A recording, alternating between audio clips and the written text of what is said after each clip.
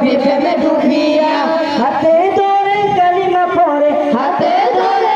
এমন একটি মাসের মধ্যে আমরা দাঁড়িয়েছি যে মাসটি মহান আল্লাহ তাআলা সম্মানিত বলে ঘোষণা করেছেন, যেই মাসটি মুসলিম উম্মার জন্য অত্যন্ত হৃদয় বিদারক, যেই মাসটি মুসলিম উম্মার প্রাণের স্পন্দন, যেই মাসটি সত্যকে প্রতিষ্ঠা মিথ্যাকে দুলিশ্বাত করার মাস, সেই মাসটি হলো মুহররম। সেই মাসের 10 তারিখ মুসলিম উম্মার একটি হৃদয় বিদারক ঘটনা শুহাদায়ে কারবালা। সোহাদাই কারবালা এটা ইমানদার মুসলমানদের জন্য এটা একটা হৃদয় বিদারক ঘটনা।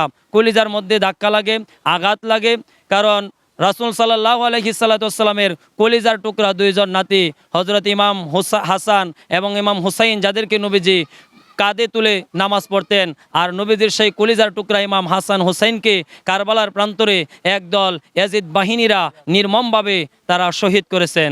এই দিনটা আসলে মুসলমানদের হৃদয়ে রক্তক্ষরণ হয়। আমরা ইমাম হুসাইনকে আমরা শ্রদ্ধার সাথে স্মরণ করি, মানুষ যেন জানতে পারে যে ইমাম হুসাইন মুসলমানদের জন্য, নবীর উম্মতের জন্য কতটুকু কষ্ট করেছেন।